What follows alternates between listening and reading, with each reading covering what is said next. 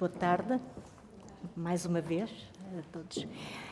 Queria começar por dizer que esta audiência ou reunião realiza-se nos termos do número 1 do artigo 23 do regulamento desta Comissão da Ciência e Educação e, de acordo com o número 2 do mesmo artigo e do mesmo regulamento, cumpre-me, enquanto deputada designada, presidir a esta reunião a pedido da professora Filomena Luz sobre a precariedade da profissão docente.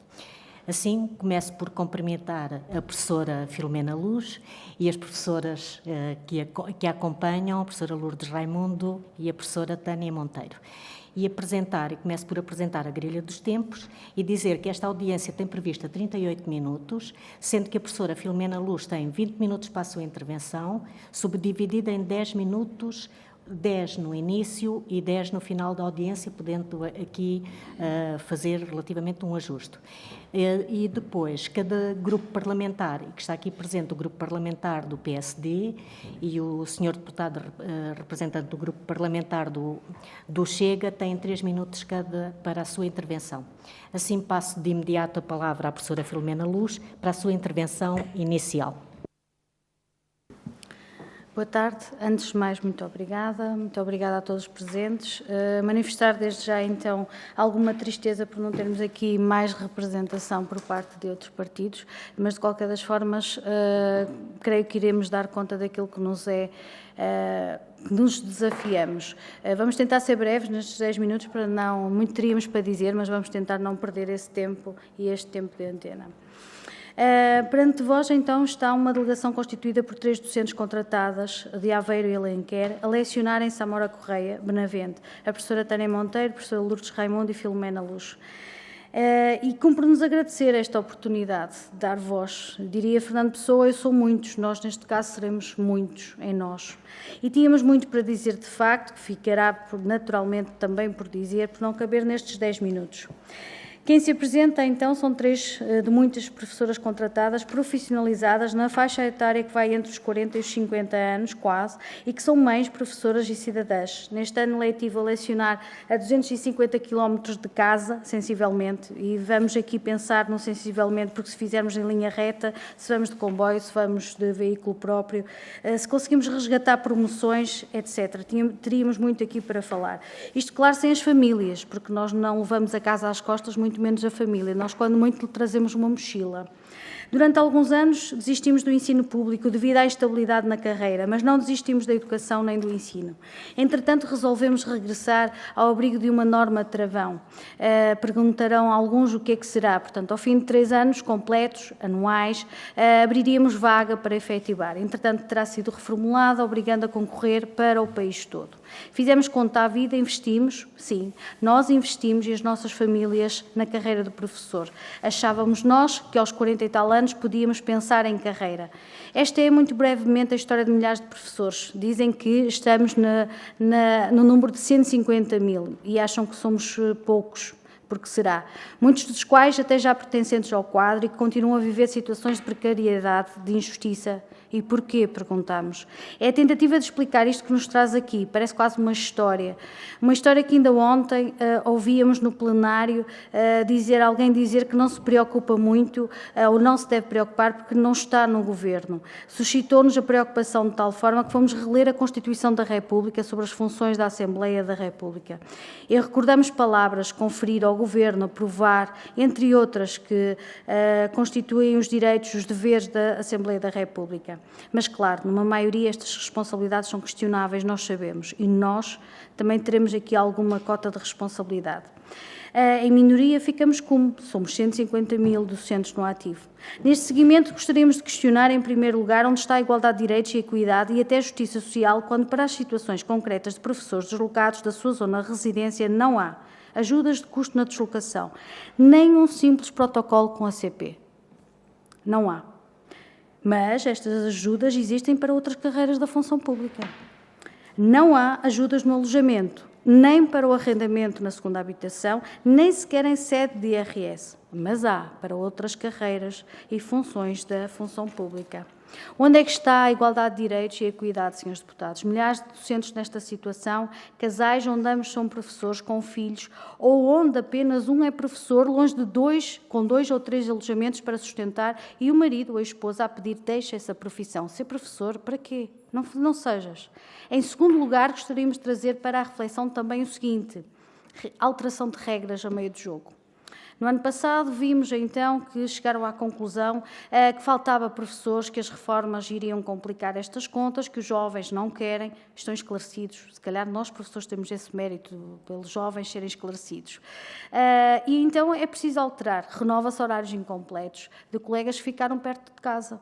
E, portanto, esses colegas que ficaram perto de casa, entretanto, vão poder efetivar perto de casa. Este ano dizem que transitória e provisoriamente, mas colegas mais graduados irão ficar de fora, irão ficar para trás. Equidade onde? Mas a magia continua. Como? Alteram-se as regras novamente.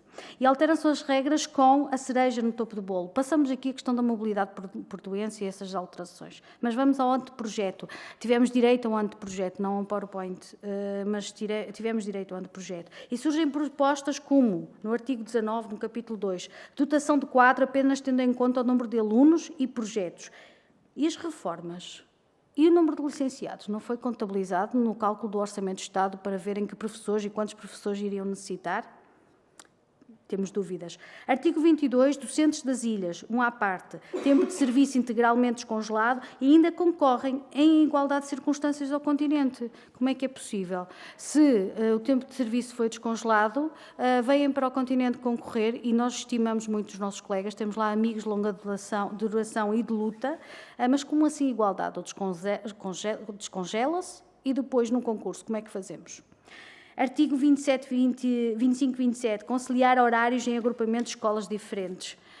Haverá esta clara noção de que num agrupamento ou num QZP nós temos escolas a quilómetros e quilómetros de distância e não temos transportes e não é fácil a deslocação. A gestão local de diretores não vamos falar, já se falou muito. Artigo 29, 1b, docentes de carreira vinculados nos quadros de escola que pretendam exercer transitoriamente. Continuamos a transitar? Continuamos assim? Não percebemos. E depois, se nós nos quisermos vincular extraordinariamente, ou transitoriamente, ou temporariamente, nós vamos só poder concorrer ao QZP ou à área geográfica onde esse QZP pertence. Por que não podemos concorrer a outro QZP? Não se percebe. Onde fica a justiça social, a equidade, nós apenas encontramos a precariedade, de onde nos tirar o E de equidade e a precariedade. Será que este anteprojeto representa aqui uma preparação para os professores se prepararem para a vida de caridade que vão continuar a ter? Continuamos com esta parelha, o artigo 54 e 55, identifica então a disposição transitória. Nós vamos poder efetivar, e os colegas que tenham apenas 1095 dias e tenham tido horários incompletos, sem dúvida, e depois, se quisermos usufruir da mobilidade interna, vamos para a quarta prioridade. Mas, atenção, só podemos manifestar preferências onde ficamos vinculados. Porque é que não podemos concorrer ao país todo? Afinal de contas, no ano seguinte, vão-nos obrigar a concorrer ao país todo e nós ficamos transitoriamente num QZP, provavelmente onde estamos, o 6, porque não podemos concorrer à residência e depois podem-nos mandar para o Algarve. E eu pergunto, em nome de muitas vozes, senhores deputados, quem é que nos vai apoiar nisto tudo? Aí já vamos ter a família casa às costas, não vai ser só uma mochila. E aos 50 anos, como é que vamos adquirir bens de residência, de qualidade, de justiça social para recomeçar aos 50 anos, noutro lugar deste país que diz que é propício à igualdade de direitos. Recomeçar à força. Na televisão, como digo, continuamos a ouvir debate sobre outras questões como a TAP, os bancos e os professores. E este anteprojeto, que já sabemos, está em discussão entre o Governo e os sindicatos. Somos milhares, senhores deputados, somos vida, não somos números, somos aqueles que cuidam dos jovens, das crianças, da literacia. Será que não interessa que se cuide? Será que não se interessa cuidar de quem cuida? E cuidado onde? Questionamos. O artigo 13 lembra-nos o princípio de igualdade, mas onde é que ela está? E, por fim, senhores deputados e senhoras deputadas, o que pedimos é que, embora em minoria, lutem por nós, lutem ao nosso lado, por uma carreira digna de profissionais que irão ser responsáveis pelas gerações futuras. Não nos abandonem ao discurso do não, nós não governamos, nós não temos a maioria. Ouçam os professores, por favor, venham às escolas, peçam reuniões com os docentes, estamos disponíveis, façam uso do dia de trabalho semanal, permitam-nos a ousadia no círculo eleitoral correspondente e deem-nos voz. Isto é um pedido, é um apelo. Não compactuem com isto, é o nosso maior apelo. Por isso, senhores deputados, termino sublinhando, não estamos sequer a falar de precariedade, estamos a falar mesmo de um anteprojeto que remeterá todos os docentes à mercê da caridade, dado que nos continuam com a conivência de todos a retirar o E de equidade e a dizer que, inclusivamente, para subir de escalão ou para subir de índice, temos que concorrer a todo o país. Isto não acontece noutras carreiras da função pública.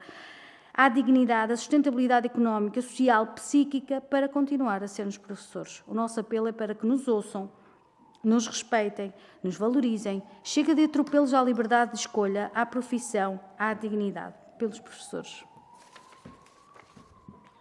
Muito obrigada.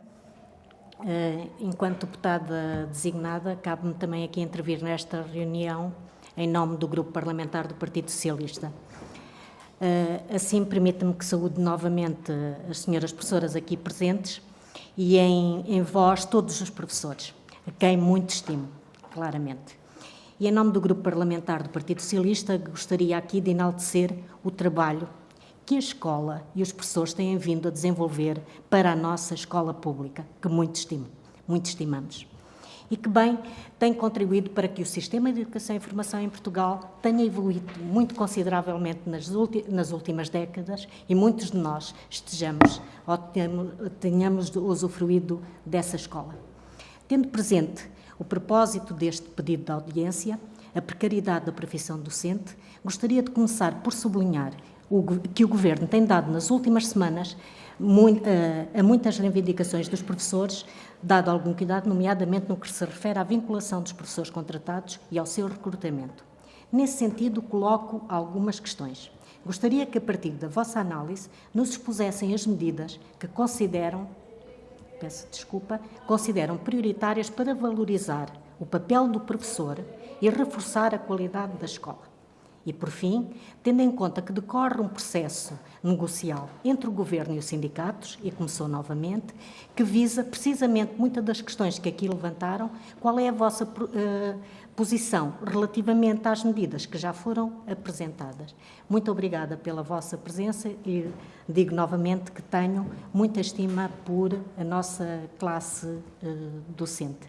E passo, desde já, a palavra à senhora deputada a Emília Apolinário, do PSD, que tem 3 minutos para a sua intervenção. Obrigada, na qualidade de Presidente desta audição. Eu também quero saudar as colegas, somos todas colegas, estamos aqui todas para defender a profissão, para dignificar a profissão e para dignificar a educação e a escola pública. Eu acho que tudo o que disseram não nos entrou por um ouvido e saiu por outro, porque nós defendemos isso mesmo. Quem é professor, quem esteve numa sala de aula a trabalhar durante muitos anos, ou poucos, seja o que for, não pode ficar indiferente àquilo que nos trouxeram aqui. Tocaram em assuntos absolutamente estruturantes para a condição da nossa profissão. Eu nunca passei por esse problema de ficar há muitos anos da minha casa. Mas eu já tenho uns anos em cima e sei e conheço muitas colegas que passam por isso. E, de facto, é um problema muito grande. Os concursos, as colocações, a contratação, os horários incompletos, que é quase, para mim, incompreensível, porque não devia haver horários incompletos. Porque numa escola há sempre muita coisa para fazer, mesmo que não seja dar apenas a aula. Sabemos isso, não é? A precariedade, a proletarização quase que chegou a esta profissão, a dignificação da carreira, eu sou absolutamente a favor disso, o PSD tem vindo a falar nisso, ainda ontem levantámos estas questões com o Presidente do Conselho Nacional de Educação, mas também sabemos que não há possibilidade de dignificar uma carreira se não houver condições, porque não podemos ficar apenas pelas palavras, tem que haver uma troca. Bom, portanto, não são só palavras, são absolutamente questões essenciais para resolver os problemas da educação. E quando, já agora a referir isto, quando às vezes nós ouvimos dizer que estamos apenas a falar dos professores e das questões da carreira dos professores, eu costumo dizer que se a educação e a escola existem para os alunos, não há alunos sem professores. E, portanto, isto é absolutamente sentido. Da parte do PSD podem ter a certeza que é.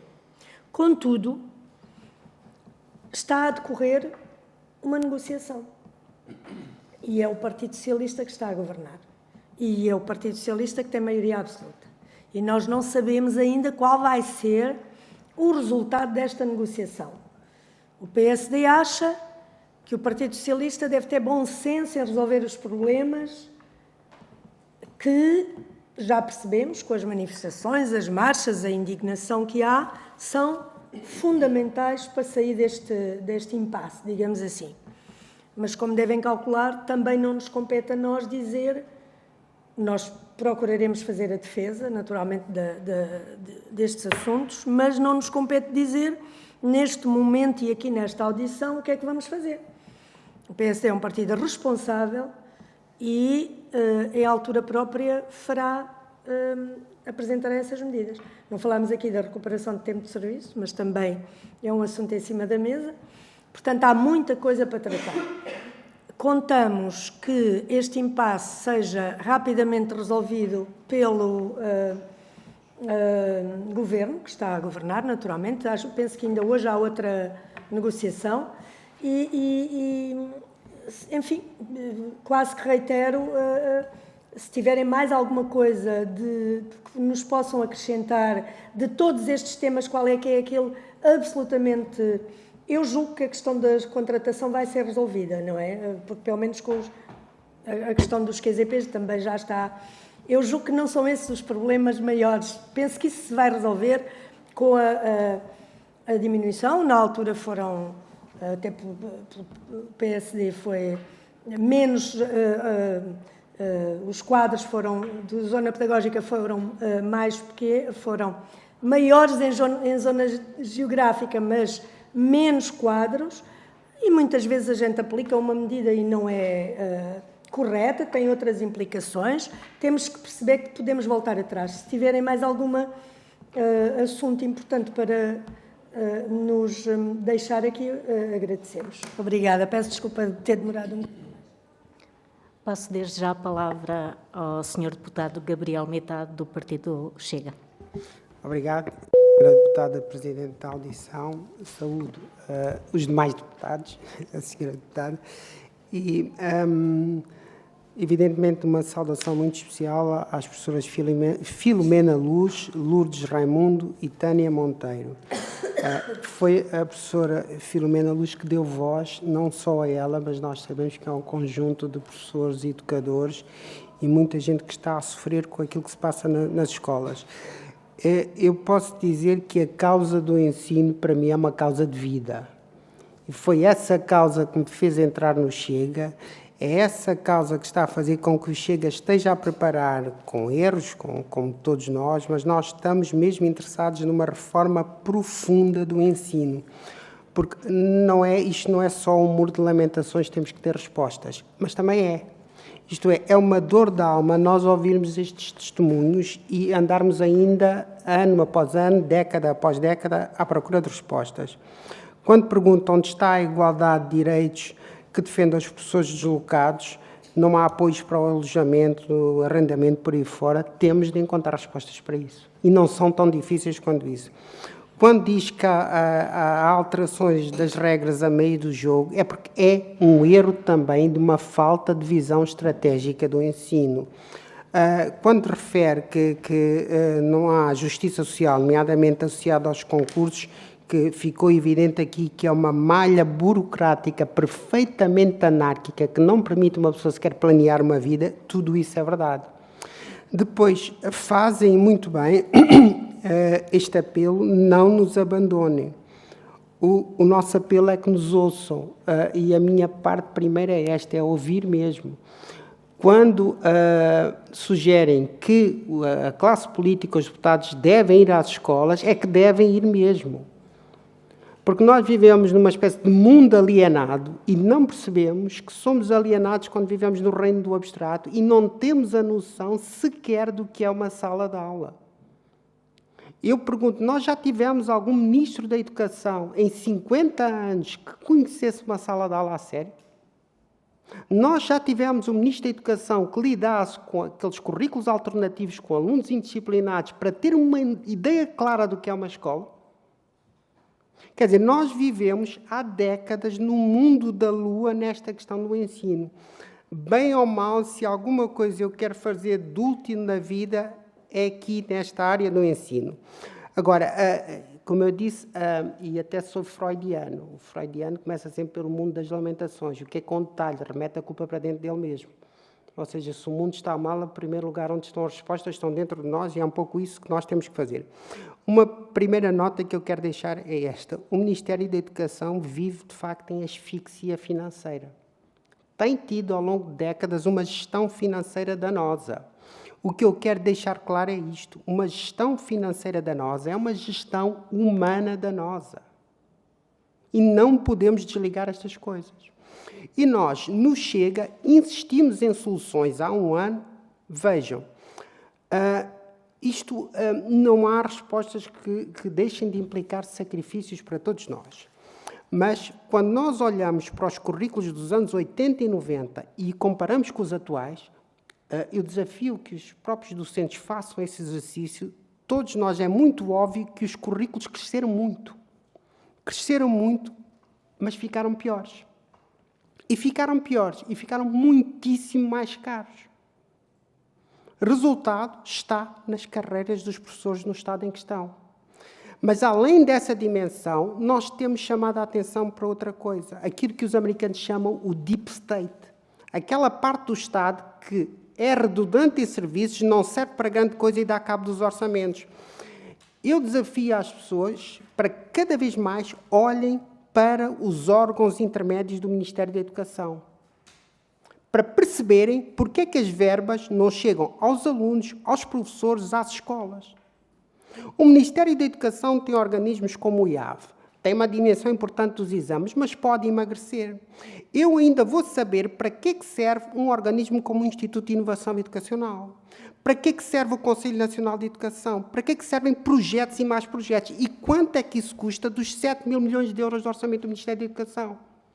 Portanto, nós temos um ensino que é um ensino que tem de ser construído. Não percebo porque é que não há apoios para salários, para carreiras, para professores deslocados. Não há apoios para os alunos do ensino especial. Não há apoio para os alunos do ensino da música. Porque é que as escolas estão degradadas? Isto tem um nome, má gestão. Mas o pior desta parte é que não tocaram nisso, mas tudo aquilo que dizem permitem deduzir porque é que metade dos professores ou mais está em sofrimento físico e psicológico. A dimensão das depressões entre professores é uma catástrofe social, uma hecatombe social. E nós continuamos a achar que podemos continuar a empurrar isto com a barriga para a frente. Senhor deputado. Vou terminar. Portanto, eu fiz mais comentários. A última frase é esta. O Chega tem dado estes passos, mas um dos passos que nós vamos dar é a reforma profunda do Estatuto do Aluno e Ética Escolar. Nós não aceitamos mais que os professores não tenham autoridade. Quando reclamam respeito na rua, é respeito em relação aos governos, mas é também respeito todos os dias na intimidade da sala de aula, em relação aos alunos e aos encarregados de educação. E tudo isto, pronto. Obrigado, desculpe. Okay. Nada. Passo desde já a palavra para a professora Filomena Luz, que tem 10 minutos para terminar e responder às nossas questões. Muito obrigada a todos. Vou tentar aqui reunir algumas ideias. E vou começar pelo fim, que talvez seja o melhor, para depois vamos começar do geral para o particular, que nos foi colocado aqui medidas prioritárias no nosso entender e posição face às medidas. E tentar isto. O respeito, efetivamente, vem de cima. Não haja dúvidas. Portanto, se nós sentimos que estamos a ser, de alguma forma, desrespeitados, quem vê, quem observa, naturalmente, esse é o exemplo. E esse exemplo depois segue para o interior das habitações, para o interior das escolas. e é com essa luta que nós também lidamos. Portanto, o sucesso desta luta também está em causa isso. E sim, concordamos eventualmente. Quanto aos currículos, teríamos aqui muitas questões para falar, mas eu queria só pegar em algumas coisas que foi falando. A asfixia financeira do Ministério da Educação, que nos está a levar a nós, famílias de professores e professores, a uma asfixia financeira também. 3 professoras que aqui que estão a tentar neste momento também lidar com os seus bancos, porque entrarem em sofrimento financeiro, porque estão a pagar 2 e 3 habitações. Tem aqui a professora ao meu lado que está a tentar isso, com a ajuda do marido, que não é professor e que certamente não vê interesse nenhuma nesta profissão. Teríamos outras, não é? E eu amanhã, por exemplo, tenho uma reunião com a minha entidade bancária porque diz, estamos à espera das medidas de habitação. Essas são mais simples, até saíram em PowerPoint, volto a dizer. Depois, temos também aqui outra questão que foi falada também, que entretanto os deputados vão à escola. Nós temos, na nossa escola, foi uma das escolas que aderiu ao Parlamento dos Jovens, do qual nós nos orgulhamos muito. E, efetivamente, os deputados vão à escola, mas precisam de ir até à escola, ficar lá connosco, conviver connosco, ver as nossas aulas, ver que em algumas salas nós não temos projetores, que fazemos pé de meia para comprar projetores para os nossos alunos, que pedimos e vamos à junta de freguesia pedir se têm um projetor emprestado. Queremos organizar visitas de estudo, não temos dinheiro porque os bilhetes saem a 55 € no mínimo e nem todos os alunos podem pagar. Apesar de termos e-mails de miúdos que nos dizem: professora, nós estivemos tanto tempo em confinamento e agora não vamos fazer uma visita de estudo? E nós, não. Mas vamos ali, vamos sair, vamos fazer qualquer coisa. Portanto, a criatividade dos professores, sim. É, de facto, uma causa de vida, não haja dúvida, mas, acima de tudo, nós vamos aguentando e, apesar de termos ouvido, assim, uma crítica que nos custou imenso, porque nós nunca colocamos em causa os nossos alunos, porque nós continuamos, apesar de greve e manifestações, continuamos a fazer aquilo que não os prejudica, ou seja, a salvaguardar para não os prejudicar. Todos os dias. E não cumprimos. Não há um professor que cumpra à risca o seu horário. Devia fazê-lo, e contra nós falo. Depois, outra questão também, que não deveriam existir horários incompletos. Essa foi uma das maiores magias, porque há um professor que se aposenta, que na prática recebe para um horário completo. Sabemos, isso foi dito até aqui numa comissão do CIP, inclusivamente, que esses horários de redução de horário nem são verdadeiramente reduções de horário. E depois, quando se coloca a concurso, coloca-se 14 horas.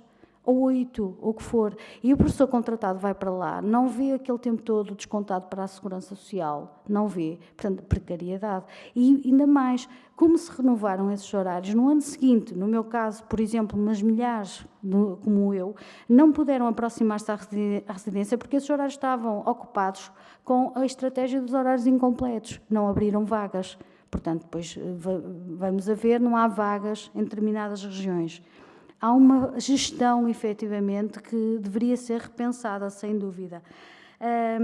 Não pode ficar palavras esta questão da dignificação, porque não é palavras que nós temos ao fim do mês, com 1.100, 1.200 euros, para pagar 2 ou 3 habitações. Ouvimos há dias um testemunho de um colega, que são ambos professores, são do Norte, ela está em Leiria e ele está em Santarém, com 2 filhas, ficam com a mãe, estão a pagar 3 habitações. Como é que vão conseguir? Não sei. No próximo ano o que é que vão fazer? Desistem da família? Para onde é que vão? Porque um pai vai poder ir para outro sítio, não é? Certamente vai. E depois vamos então às medidas prioritárias. E queríamos também aqui resolver esta questão.